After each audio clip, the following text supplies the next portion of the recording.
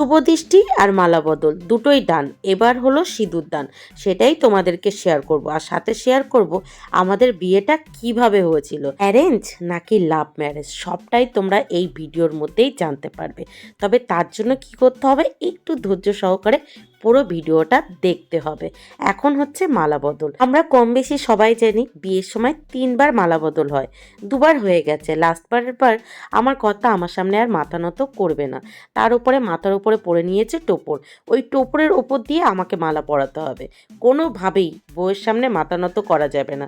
ওই দিন যদি মাথা নত করে তাহলে ওই যে সারা বছর নাকি বউয়ের সামনে মাথা নত করে থাকতে হবে, সেটা করলে তো আবার সমাজে মান থাকবে না, মান চলে যাবে। সেই জন্য কোনোভাবেই আমার সামনে যেন তো মাথা নত করেনি। ওই যে পাশে মামিকে দেখছো, ওই মামি কি করেছিল, টোপরটা খুলে নিয়েছিল। টোপরটা খুলে নেওয়ার পর আমি খুব ভালোভাবে মালাটা পরাতে পেরেছিলাম। এই সময় তোমাদেরকে একটা সত্যি কথা বলবো, ওই যে বিয়ের দিন মালা বদলের সময় উনি যেমন আমার সামনে মাথা নত করেনি, এই 12 বছরেও একদিনেও 1 সেকেন্ডেও উনি কিন্তু আমার কাছে মাথা নত করেনি। এমন অনেকবার হয়েছে, উনি অনেক ভুল করেছে, কিন্তু সেই ভুলের পরিবর্তে একটা যে সরি বলবে, সেই সরিটুকুও বলেনি। উল্টে আমার ওপরে দোষ চাপিয়ে দিয়েছে, মানে বারবার আমি বিনা দোষে দোষী হয়েছি। কি আর করা যাবে বলো। তো যাই হোক, মালা বদলের পর এখন হচ্ছে কন্যাদান। এই কন্যাদান কথাটা শুনতে কেমন লাগে না, মনে হয় নিজেদেরকে কেমন আলু পটল উচ্ছে মূলো এই টাইপের, যে আমাদের কেউ কিনছে, কাউকে দান করছে। আচ্ছা, বাবাদের অমূল্য সম্পদ হলো একটা মেয়ে, সেই মেয়েকে কখনো কি কাউকে দান করা যায়? কি জানি এই কথাটা কেন সবাই বলে কন্যাদান। কন্যা কি দানের পাত্র? কন্যা কি কখনো দান করা যায়? তারপরেও এই কথাটা প্রচলিত বলে আসছে সবাই। কথাটা না আমার একদমই পছন্দ হয় না। বিয়ের দিন এই নিয়ে অনেক তর্ক হয়েছিল। তবে কি জানো তো, বিয়ের এই 12 বছর পর এখন এই কন্যাদান কথার অর্থটা একটু হলেও বুঝতে পারি। কেন বলা হয় কন্যাদান, কেন বাবা মা দান করে দেয় পরের হাতে, এখন কিন্তু একটু হলেও বুঝতে পারি। তো সেই বোঝাটা এখানে নাই বা বললাম। তবে তোমাদেরকে এইটুকু বলতে পারি, মেয়েদের জন্য এই পৃথিবীতে কেউ নেই। সেই জন্যই তো মা বাবার ঘরে জন্ম নেওয়ার পরপরই মা বাবারা ভাবে ঘরে লক্ষ্মী এসেছে। এটা জাস্ট সান্ত্বনা, আর কিচ্ছু না। বিশ্বাস করো, এটা জাস্ট নিজেরা সান্ত্বনা দেয় যে ঘরে লক্ষ্মী এসেছে।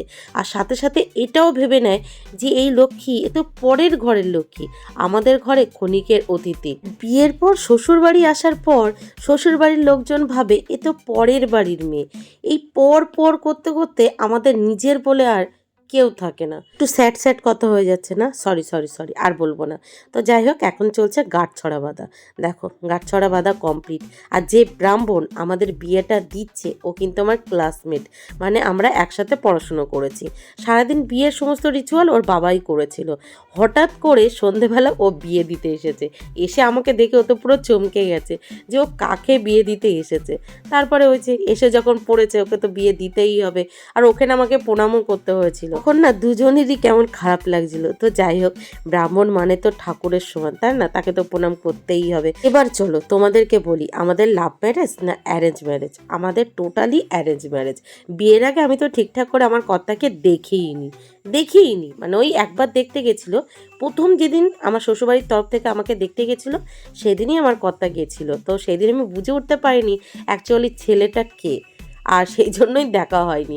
তো বিয়ে যখন ঠিকঠাক হয় তখন আমি আমার কর্তাকে ফোন করে বলেছিলাম, আমি তো আপনাকে দেখিনি, আমি তো আপনাকে চিনি না, তো আপনার একটা ফটো আমার মা বাবা যাচ্ছে পাঠিয়ে দেবেন। তো উনি এমন একটা ফটো পাঠিয়েছিল, সেই ফটোতে সানগ্লাস পরা, টুপি পরা, মানে সমস্তটাই মুখ ঢাকাঢুকি, ঠিকঠাক করে দেখতে পাইনি। উনি ভেবেছিল একেবারে শুভদৃষ্টির সময় আমি যাতে ওনাকে দেখি, আর শুভদৃষ্টির সময়ও ওনাকে দেখতে পারিনি।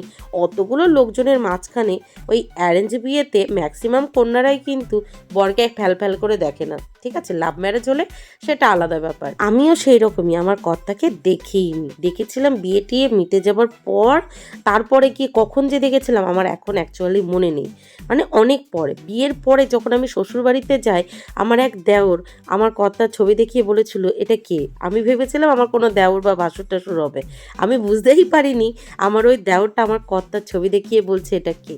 তো যাই হোক, এরকম ছোটোখাটো অনেক আনন্দের দুঃখের স্মৃতি আছে, সবার থাকে, তেমন আমারটাও আছে। তবে কি জানো তো, এই দেখতে যাওয়া নিয়েও একটা গল্প আছে। তেমনটা হলো, তার আগে দেখো আমার বিয়ের আসরে কি আগুন লেগে গেল নাকি? আরে না, এটা কেমন এডিট ভাই! বিয়ের আসরে এমন করে আগুন জ্বালিয়ে দিয়েছে, মনে হচ্ছিল আগুন লেগে গেছে বিয়ের আসরে। বাপরে বাপ, আমি তো পুরো ভয় খেয়ে গেছিলাম। তো যাই হোক, আগুন লাগেনি, ওটা গানের এডিট করা ছিল। তো এবার বলি, আমার বিয়ে নিয়ে একটা বড় গল্প আছে, সরি বিয়ে নিয়ে না, দেখতে যাওয়া নিয়ে একটা গল্প আছে।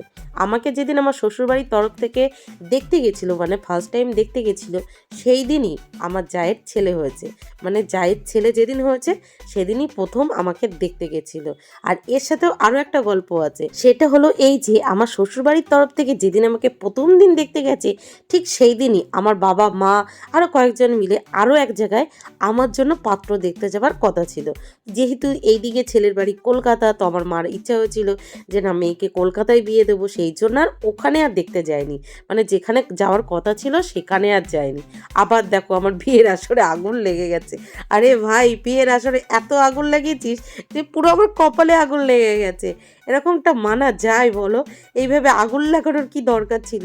আরও কত এই যে ফুল তারা জ্বলছে এদিকে টেদিকে, এইসব কিছু দে, তা না। তো যাই হোক, এখন দেখো 7 পাক ঘুরছি। আর এখানে দেখেছো, আমি কিন্তু আমার বরের আগে একবারও যাইনি, বর আমাকে পিছনেই রেখে দিয়েছে, আর পুরো 7 পাক আমি ওই পিছনেই ঘুরেছি। অ্যাকচুয়ালি 7 পাক ঘোরার নিয়মটা কি, 4 পাক বর আগে যাবে আর 3 পাক বউ আগে যাবে, তেমনটা কিন্তু এখানে হয়নি। পুরোটাই মানে পুরো 7 পাকই আমার কর্তা আমার আগে আগে গেছে আর আমি পিছনে। আর ঠিক তেমনভাবে এই বিয়ের পর 12 বছরেও উনি আমার আগে আগে যাচ্ছে, আমি ওনার পিছন যাচ্ছি। মানে এই 12 বছরেও উনি ওনার পায়ের তলায় দাবিয়ে রেখেছে আমাকে। আমি যদি একটু নাড়াচাড়া দিয়ে উঠেছি, ব্যাস তাহলেই প্রবলেম। আর একটা কথা কি জানো তো, এই 7 পাক ঘোরার সময় আমার না শাড়ির কুচিটা খুলে গেছিলো, আর সেই কুচি ধরেই আমাকে 7 পাক ঘুরতে হয়েছিল। কিভাবে যে ম্যানেজ করেছিলাম, এখনও আমার কথা শোনায় যে 7 পাক ঘুরতে ঘুরতে তোমার তো শাড়ির কুচি ঘুরে গেছিলো, তুমি আমার আগে কি যাবে। তো যাই হোক, 7 পাক ঘোরার পর তারপরে ওই যে অগ্নিকে সাক্ষী রেখে কি বলে ওটা করা হলো। এখন বসে পড়েছি সিঁদুর দানের জন্য। দেখো আমি কতটা ইনোসেন্ট ছিলাম। আর ঠিক যখন সিঁদুর দান হবে তখন আমার প্রচণ্ড ভয় লাগছিল যে কার সাথে বিয়ে হচ্ছে, মানুষটা কেমন, তখন যেন বেশি করে চিন্তা হচ্ছিল। সেই জন্য দেখেছো চোখ মুখটা পুরো শুকিয়ে গেছিল, এত টেনশন লাগছিল, সে কথাটা আমি কাউকে ভাষায় বোঝাতে পারবো না। প্রচণ্ড টেনশন হচ্ছিল, আর সাথে লাগছিল ভয় যে কার সাথে আমার বিয়ে হচ্ছে, মানুষটা কেমন। তো যাই হোক, এখন সিঁদুর দানের জন্য পুরো রেডি করা হচ্ছে। আর আমাদের সিঁদুর দানটা হয় আংটি দিয়ে, অনেকের হয় অনেক কিছু দিয়ে। সিঁদুর দানের প্রস্তুতি নিতে নিতে আমার বিয়েতে আরও একটা গল্প হয়েছিল, চলো সেটা তোমাদেরকে বলি। আমি তো ঘটি বাড়ির মেয়ে, আর আমার শ্বশুরবাড়ির তো বাঙাল। আমার বাপের বাড়ির বিয়ের নিয়ম আলাদা, আর আমার শ্বশুরবাড়ির বিয়ের নিয়ম আলাদা। তো আমাদের বাড়িতে যেমন নিয়ম, মানে আমার বাপের বাড়িতে যেমন বিয়ের নিয়ম, তেমনভাবে সমস্তটা প্রস্তুতি করা হয়েছিল। কিন্তু আমার শ্বশুরবাড়ির লোকজন গিয়ে যখন দেখে বিয়ের আসরে 4 কোণায় 4টে কলা গাছ লাগানো নেই, তখন বলল এক্ষুনি আগে কলা গাছ লাগানো হবে, তারপরেই বিয়ে হবে। তো সেই মুহূর্তে 4টে কলা গাছ কেটে এনে বিয়ের আসরে চারপাশে 4টে লাগানো হলো, তারপরে গিয়ে বিয়ে শুরু হয়েছিল। আর আমার বাপের বাড়ির নিয়ম কি বলতো, শুভদৃষ্টিটা হয় ওই কলাতলায়, আর বাদ বাকি সমস্ত বিয়ের রিচুয়ালটা হয় এই ছাদনা তলায়, মানে যেখানে সিঁদুরটা বাদ বাকি এইগুলো হয়। কিন্তু আমার শ্বশুরবাড়ির নিয়ম হলো ওই 4 কোণায় 4টে কলা গাছ রেখে ওখানেই বিয়ে হবে, ওখানেই শুভদৃষ্টি হবে, ওখানটাই সব কিছু হবে। তো যাই হোক, আমার সিঁদুরদানের পর্ব কমপ্লিট। বাহ, সুন্দর লাগছে তো। তখন তো আমি ভালোই দেখতে ছিলাম, এত মোটা ছিলাম না। আর এখন বাপরে কি মোটা হয়ে গেছি, মানে ক্যামেরাই ধরে না এরকম আর কি। এরকম যদি আবার একটু রোগা হতে পারতাম কত না ভালো হতো, তাই না? তো সিঁদুরদানের পর লজ্জাবস্ত্র দিয়ে এই যে ঢেকে নেওয়া হয়েছে, মানে আমার কপালটা এবার ফেটে গেছে, বুঝেছো? যত সুখের দিন ছিল শেষ, এবার ওই বরবাদের দিন শুরু হয়ে গেল। আর দেখেছো চোখে না আছে কাজল, না আছে আইলানা, না একটু মেকআপ। আরে ভাই, আমি নাই মেকআপ করতে চাইনি, তাই বলে তোরা আমাকে একটু বিয়ের দিনে জোর করে মেকআপ করেই দিবি না? এটা কখনো মানা যায়? এখন যখন ক্যাসেটটা দেখছি কি বাজে লাগছে, তোমরা বলো একটু সুন্দর করে মেকআপ করা থাকলে এই ভিডিওগুলো দেখতে ভালো লাগতো। আর যেহেতু ব্লগ আকারে শেয়ার করছি, তোমাদেরও দেখতে ভালো লাগতো। তোমরা ভাবছো কি বিয়ে হচ্ছে, না আছে মেকআপ, আছে মেয়ের মুখে হাসি, এ কেমন বিয়ে হচ্ছে, তেমনটাই ভাবছো তো বলো? আর হ্যাঁ, আমার বিয়েতে আরো একটা দুঃখের কথা কি জানো তো, আমার বিয়ে শুরু হয়েছিল ওই প্রায় রাত 1টার কাছাকাছি যখন বাজে তখন, আর বিয়ে শেষ হতে হতে ভোর হয়ে গেছিল। আর ভোর হয়েছে, আমি ওই সামান্য একটু কিছু খেয়েছি, ব্যাস শ্বশুরবাড়ির জন্য বেরিয়ে গেছি। আমার বিয়েতে কত ভালো কিছু রান্না বান্না করা হয়েছিল, সেগুলো আমি একটু গুছিয়ে খেতেও পারিনি। আর রাত্রেবেলা সেই দিনে একটু ঘুমাতেও পারিনি। মানে বিয়ে হয়েছে আর আমাকে বিদায় করে দিয়েছে। তো বিদায়ের ক্যাসেট অবশ্য এই ভিডিওতে নেই, সেটার জন্য আলাদা একটা পার্ট, মানে আমার কর্তার বাড়ির ভিডিও ক্যাসেটে আছে, আমার বাড়ির ভিডিও ক্যাসেটে নেই। কারণ আমার বাবা এই বিয়ে অবধি ভিডিও ক্যাসেটটা বুক করেছিল, বৌভাতের জন্য করেনি। তো সেই ভিডিও ক্যাসেটটা যদি আমার কর্তা দয়া করে ওনার ক্যাসেটটা আমাকে দেয়, তাহলে ওয়াশ করিয়ে তোমাদেরকে দেখাতে পারি। এদিকে দেখো, আমার বিয়ে শেষ হতে হতে কিন্তু প্রায় ভোর হয়ে গেছিল, আর তখনও অবধি দুষ্টু বুড়ি জেগে বসে বসে আমার বিয়ে দেখছে। আর এখন বলে, মা আমি তোমার বিয়েতে যাইনি, তোমার বিয়েতে আমাকে নিয়ে যাওনি, এরকমটা আর কি। তো বিয়ে টিয়ে মোটামুটি কমপ্লিট, এখন এই যে ঘরে তোলা হচ্ছে, মানে বিদায় পর্ব করবে সেই জন্য আগে ঘরে তুলছে। কেন আর ঘরে তোলার দরকার ছিল, মাত্র ওই 20 থেকে 25 মিনিটের জন্য ঘরে তুলেছিল, বসেছি একটু, নামমাত্র খেয়েছি কি না খেয়েছি, ব্যাস বিদায়। তা আমার ঘরেও তোলার কি দরকার, ওই বারান্দা থেকেই বিদায় করে দিতে পারতো। বিদায় যখন করবে আবার নাম কিনতে ঘরে তোলার কি দরকার ছিল, তাই না? তো সিঁদুর দানের পরে দেখো মুখটা পুরো চেঞ্জ হয়ে গেছে না? আর নাকে সিঁদুর পড়েছিল, নাকে সিঁদুর পড়লে নাকি বর ভীষণ ভালোবাসে। আমার বর তো বাসে না, ওসব ফালতু কথা। মানে এখন বিশ্বাস করছি যে কেউ যদি তোমাদেরকে বলে না নাকে সিঁদুর পড়লে বর বউকে ভালোবাসে, ওসব মিথ্যা কথা, ঢপ এসব। মানে কি বলবো, আমার নাকে তো কত সিঁদুর পড়েছে, কই আমার বর তো আমাকে ভালোবাসে না, সারাক্ষণ খ্যাক খ্যাক খ্যাক খ্যাক করতেই থাকে। মনে হয় যেন ওনার চিরশত্রু আমি, মানে ওনার জীবনে সব থেকে বড় শত্রু আমি। তাহলে নাকে সিঁদুর পড়া আর না পড়া একই সমান। তোমাদের যদি কেউ বলে না, বিশ্বাস করবে না। তোমাদের কপালে যদি ভালোবাসা থাকে, ও সিঁদুর পড়লেও ভালোবাসবে, না পড়লেও ভালোবাসবে। আর যদি তোমাদের কপালে ভালোবাসা না থাকে, ওই নাকে সিঁদুর পড়লেও ভালোবাসবে না, না পড়লেও ভালোবাসবে না। ওই তেমনটা আমার ক্ষেত্রে আর কি। আমার নাকে সিঁদুর পড়েছে তো কি হয়েছে, আমার বরের চোখে পৃথিবীর সব বউরা ভালো, শুধু আমি একমাত্র খারাপ। তো যাই হোক, ওই দিকের পর্ব শেষ, আমাকে আর দেখাবে না। এবার হলো খাওয়া দাওয়ার পর্ব। এখানে ভালো ভালো মেনু করা হয়েছিল, মানে যে খাবারগুলো আমি সব থেকে বেশি খেতে ভালোবাসি সেগুলোই আমি মেনুতে রেখেছিলাম। মানে বাবা যখন ক্যাটারিংয়ের মেনু ঠিক করতে গেছিলো তখন সাথে আমিও গেছিলাম।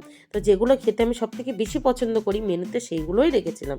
কিন্তু দুঃখের বিষয় হলো সেগুলো আমি খেতে পারিনি। আগে যদি জানতাম যে আমার বিয়ের খাবার আমি নিজে খেতে পারবো না, তাহলে হারগিস আমার বিয়ের মেনুতে আমার পছন্দের খাবার রাখতামই না। কি আফসোস। এঁচোড় চিংড়ি করা হয়েছিল, আর এঁচোড় চিংড়িটা নাকি এত ভালো রান্না হয়েছিল, আমি খেতে পারিনি। এদিকে দেখো আমার বান্ধবীরা বসে বসে এখন খাচ্ছে। একদিকে আছে 3 বান্ধবী, আর ওদের সামনে আছে আরও 2 বান্ধবী, এক বন্ধু, এদিকে আর একটা টেবিল আরও 2 বন্ধু, সবাই জমিয়ে খাওয়া দাওয়া করছে। কতদিন পর এদেরকে দেখছি, পাড়ার কাকুদের, কাকিমাদের, ভাই বোন, দিদি, বান্ধবী, বন্ধু, সবাইকে অনেক দিন পর দেখছি। সময় কি হারে দৌড়াচ্ছে বলো। আমার বিয়ের পর এই 12টা বছরে কত মানুষের জীবনের 12টা বেজে গেছে, বিশ্বাস করো, অনেক মানুষের জীবনের 12টা বেজে গেছে। তো কি আর বলবো, কিছু মানুষ এই পৃথিবীতেই নেই, তাদের এই ভিডিও ক্যাসেট যখন দেখছি, নতুন করে দেখছি, এত ভালো লাগছে, মনে হচ্ছে না যে তারা এখন নেই, এখন আর চাইলেও দেখতে পাবো না।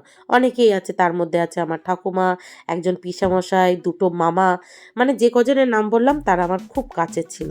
আর এদিকে ভাগনাকে দেখতে পাচ্ছ, তখন কত কিউট ছিল, মানে 12 বছর, এখন ছেলে আমাদের অনেক বড় হয়ে গেছে। আর আমাদের ননদ যেমন ছিল 12 বছর পরেও তেমন আছে।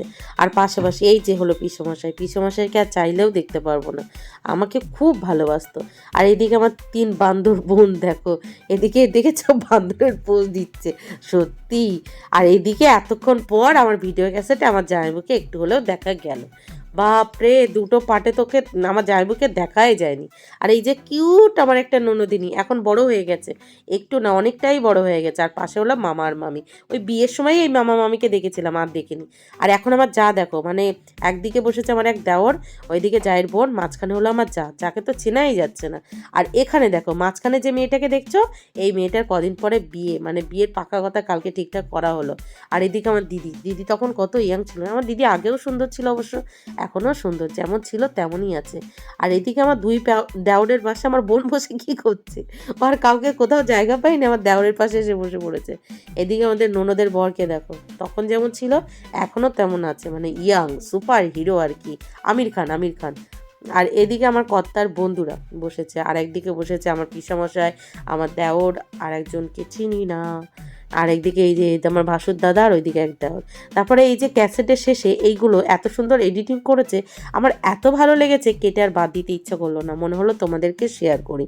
তো হ্যাঁ, যে সমস্ত ছোটোখাটো ভাই বোনেরা কদিন পরে বিয়ে করবে তাদেরকে একটাই কথা বলি, বিশেষ করে মেয়েদের, তোমরা আগে নিজের পায়ে দাঁড়াও, নিজের যোগ্যতা আগে অর্জন করো, তারপরে গিয়ে বিয়ে করো। না হলে শ্বশুরবাড়ি গেলে ওই উঠতে বসতে কিন্তু কথা শুনতে হবে। তুমি যদি মাস শেষে একটা অ্যামাউন্ট ইনকাম করতে পারো, তোমাকে একটু হলেও সবাই মূল্য দেবে।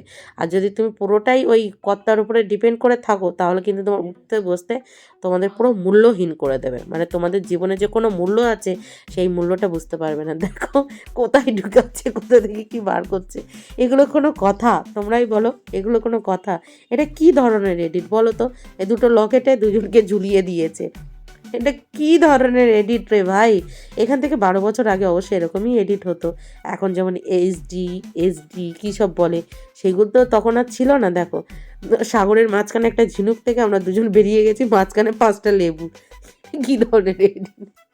মানে কারোর নজর যাতে না লাগে সেই জন্য লেবু ঝুলিয়ে দিয়েছে, কটা লঙ্কাও দিতে পারতো। এদিকে দেখো সমুদ্রের মাঝখানে ধান খেতে খেতে খানিকক্ষণ ঘুরে নিলাম, এদিকে আবার লকেটে ঘুরছি, এটা কোনো কথা? কেমন ধরনের এডিট বুঝতে পারছো? একটা টেবিলে দুটো হাট ঝুলছে, দুটো হাটে দুজন আছি, মাঝখানে একটা ফুলদানি। আর এদিকে দেখো এখন কাপড় শুকাতে দিয়েছে একদম তালতলায়, তালতলায় আছি। কি সুন্দর ছিল মুখটা, হ্যাঁ, না কোনো মেকআপ না কোনো, যাই হোক সে দিন তো পার হয়ে গেছে, আর কটা দিন বা বাঁচবো।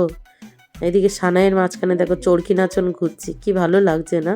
চরকি নাচন ঘুরিয়ে দিল। আর হ্যাঁ, আমার না খুব শখ ছিল আমি বিয়ের পরে হানিমুনে কাশ্মীর যাবো। আর আমার বর কোথায় নিয়ে গেছিলো জানো তো? দীঘা, তাও 2 দিনের জন্য। আর কাশ্মীরে উনি গেছে, মানে আমার বিয়ের পরে উনি কাশ্মীরে গেছে, আমাকে নিয়ে যায়নি, উনি একা একা গেছে, আমাকে আর নিয়ে যায়নি। তো এটা আমার স্বপ্ন, জানি না কোনোদিন পূরণ হবে কি না। ভগবান যদি চায় তাহলে নিজের অকাতে একবার কাশ্মীর যাব, আমার নিজের স্বপ্ন পূরণ করব। গোলাপের মাঝখানে নিজের মুখটা, কি সুন্দর শুকনো শুকনো মুখ। তো যাই হোক, চলো আজকের ভিডিওটা এখানেই শেষ করছি। কেমন কি লাগলো অবশ্যই জানিও। কি ভয়েস ওভার দেবো, কি বলবো, বিয়ের ভিডিওতে বুঝে উঠতে পারছিলাম না, যার জন্য যা পেরেছি তাই একদম বকবক করে গেছি। তো এই আর কি। তো সব মিলিয়ে চলো, টাটা।